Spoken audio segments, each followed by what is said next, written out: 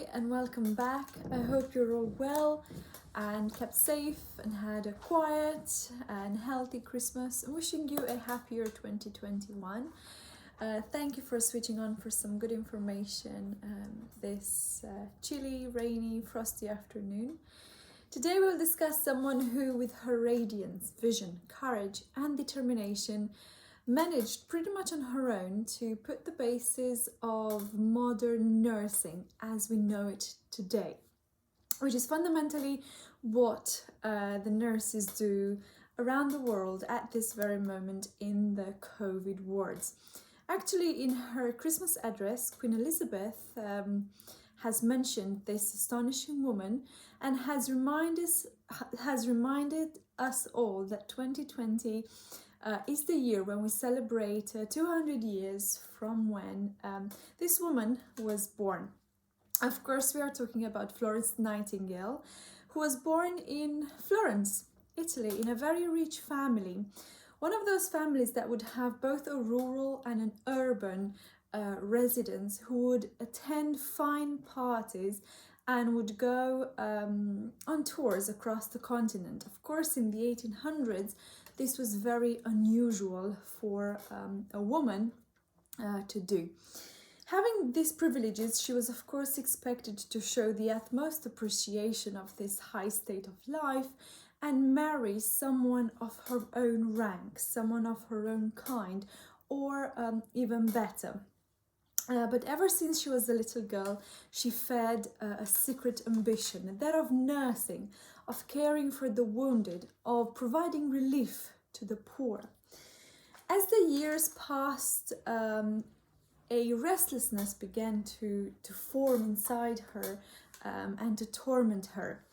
When she reached 25 years of age, to her parents' consternation, she announced that she wants to nurse in some of the hospitals across Europe.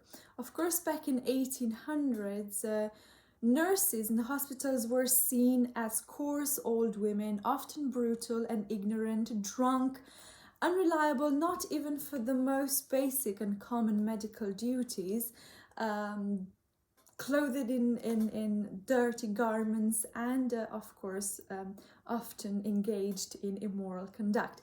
Thankfully, those days are long gone and things have changed for the better. So while Miss Nightingale was carrying out superficially with this high state of life, she was secretly devouring medical reports and histories of homes and nurseries across Europe. She did not show any marital inclination. She never married, she never had kids, to her parents' sadness. Instead, she spent months as a nurse in a convent school in Rome and as a sœur de charité in Paris before becoming the superintendent of a charitable nursing home in Harley Street. To this day, Harley Street provides the best concentration, a high concentration for some of the best surgeries and clinics across the UK. A year after she started work at the Harley Street, fate knocked on her door. The Crimean War broke out. Crimean War fought between 1853 and 1856 between Russia and an alliance made up of the UK, France, the Ottoman Empire and Sardinia. For Miss Nightingale, this was the ripe moment. She was 34, experienced, free from any marital commitment, and ardently desirous to serve.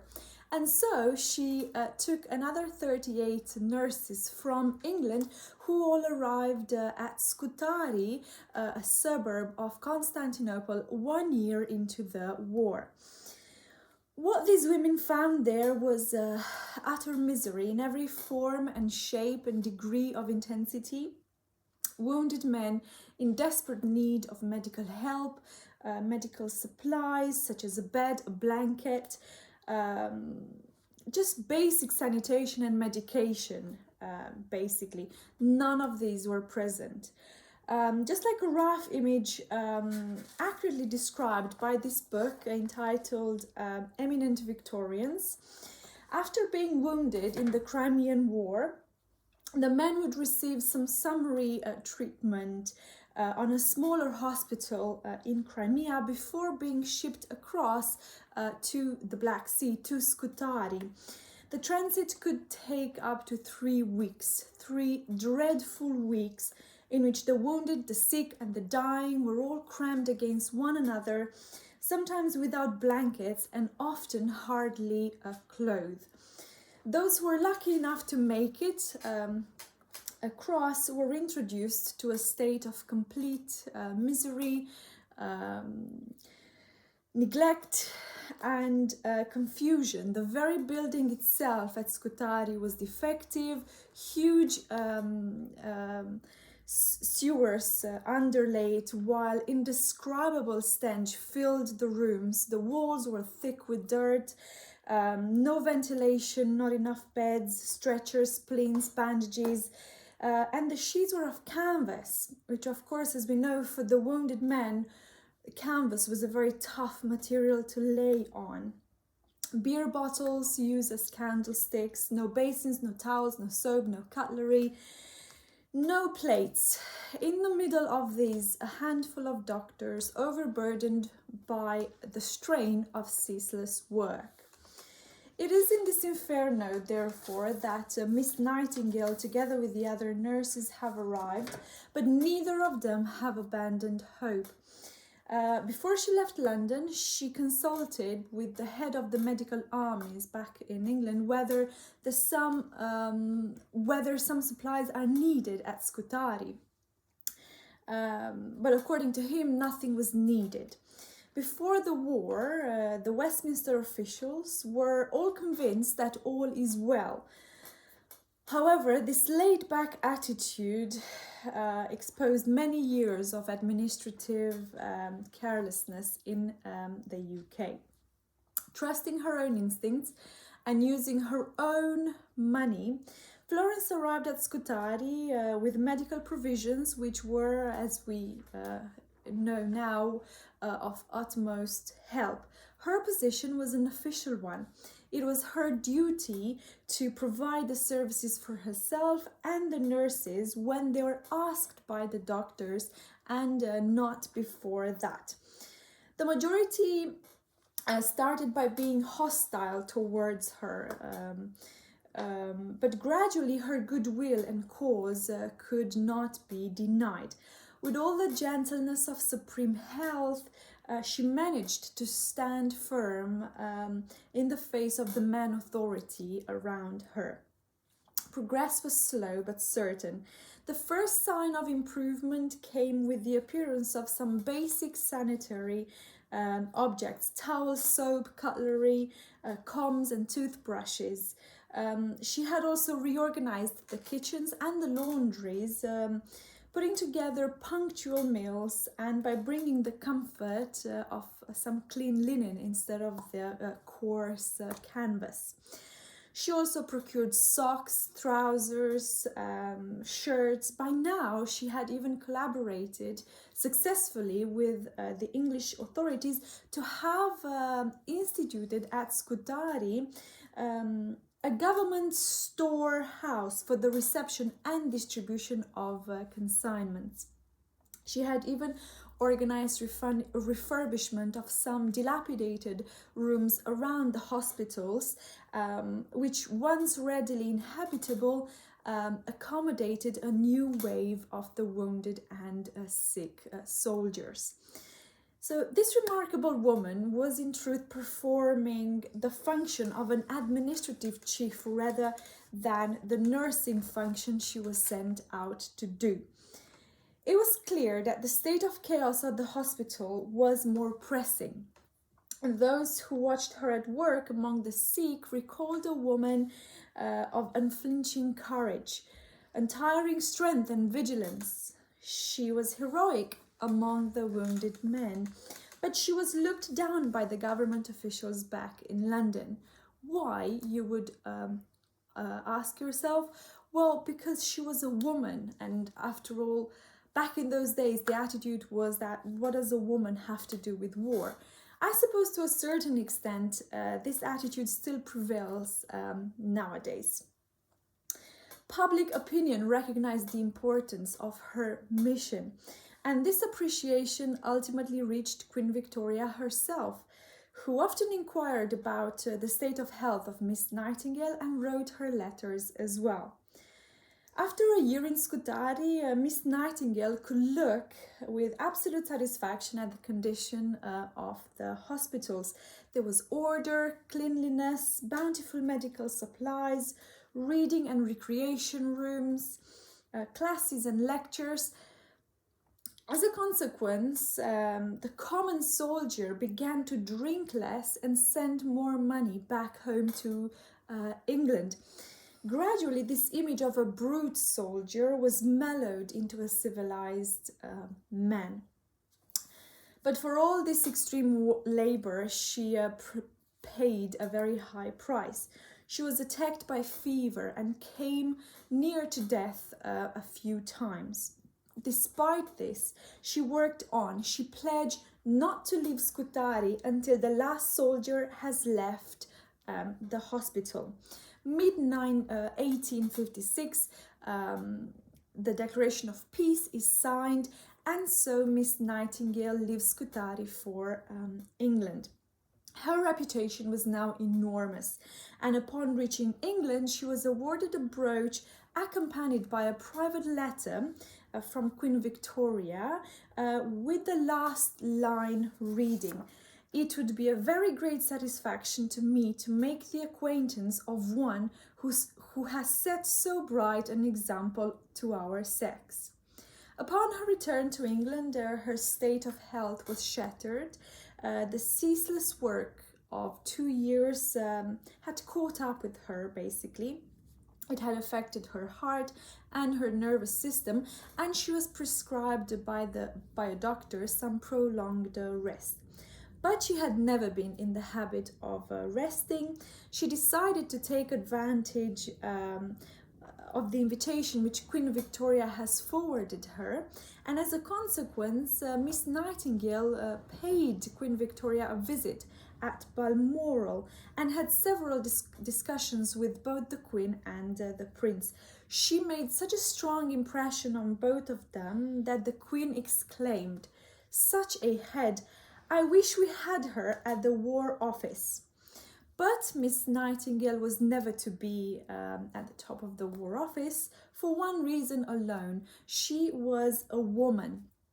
Despite this, she had gained the ear of royalty, and besides, if you remember, she belonged to some of the highest classes of society, the upper crust, if you wish, which made it natural for her to move among peers and cabinet ministers. In terms of friends, she had a handful close friends, the most important one being Sidney Herbert. Well-born, handsome and virtuous, they tied an extraordinary friendship. It was the friendship of a man and a woman intimately bound together by a noble public cause. For years they saw each other daily for very long hours, him being the public power and her being the brain behind it all. She only had a handful of these close friends, as I said before, whom she kindly called disciples, and who are all bound body and soul in this purpose. The first great achievement of her disciples and herself was the establishment of a royal commission to report on the health of the army.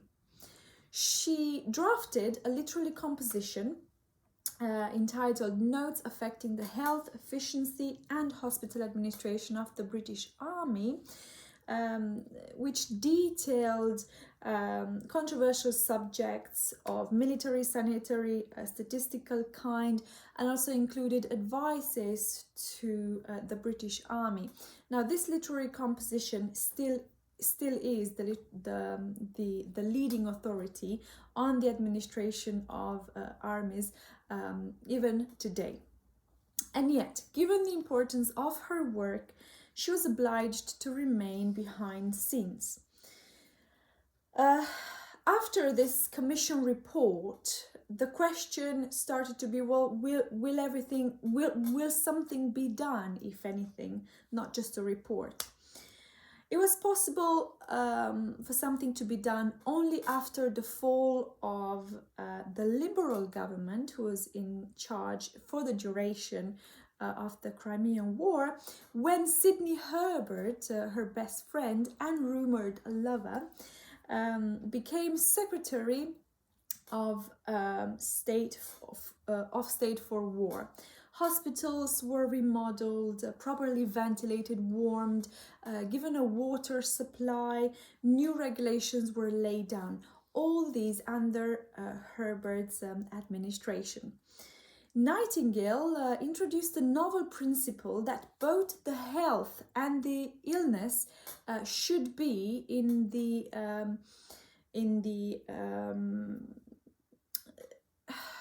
the responsibility of the state rather than of the soldiers himself.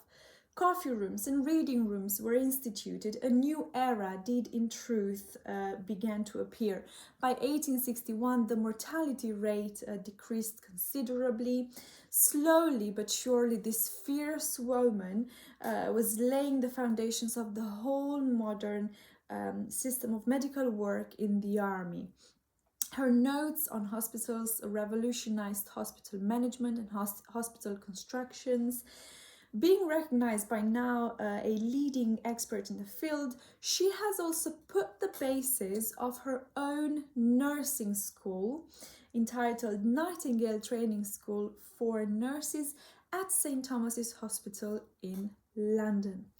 In the middle of her accomplishments, however, a dreadful event was to chip a little her zeal. Her best friend and rumoured lover, Sidney Herbert, died just as they both tried for so long and for so hard to reform the War Office. When the fatal news reached her, she was overcome with agony and fear that Sidney's death might put an end to her dream to reform the War Office. This was indeed the case, and the succeeding secretaries of state pretty much undid a great deal of what had been accomplished, while her direct connection with the armies has gradually come to an end. So, in a nutshell, she is the pioneer of hospital reform, basic sanitation and medication for the British armies, modern nursing, but also established a nursing home of her own. As her health was fading, she settled into a small house in South Street in London, where she remained for the rest of her life, enjoying both the fame and the obscurity. Statesmen, governors, or simple visitors would pay her visits just to borrow some of her still very intense vitality for her work and vision. There was a sort of a natural adoration for the woman who built hospitals, trained nurses, and have set right the health of the British Army at a time of seemingly no hope. As the sun set over her life, her influence with the official ward gradually diminished. Her brain was growing soft, and senility speedily descended into her life.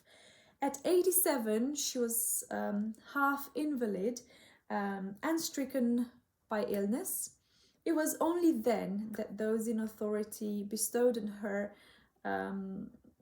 a public honor, and that was the Order of Merit. 3 years after that, in 1910 more precisely, she died peacefully at her home at South Street, leaving behind an enormous legacy and heritage for the generations that followed.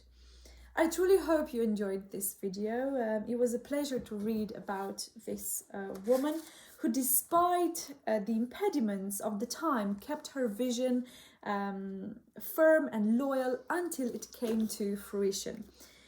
If you know of any women of her sort and kind who never gave up their vision, then I would love to read about them. So please comment with their names in the comment box below.